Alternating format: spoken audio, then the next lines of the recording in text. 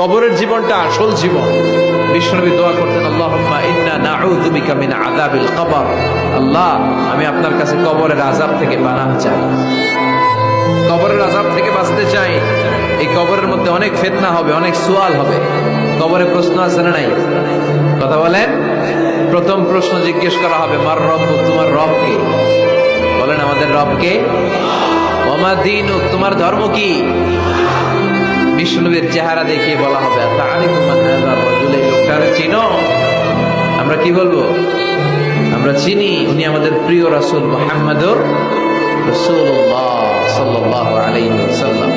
এরপরে জিজ্ঞেস করা হবে, এগুলো কোত্থেকে শিখলা? আমরা বলবো কোরআন থেকে।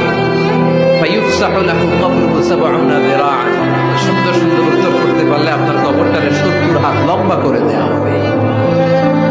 ইফতাহু লাহু বাবুন ইলাল জান্নাহ, জান্নাতের দিকে একটা দরজা লাগিয়ে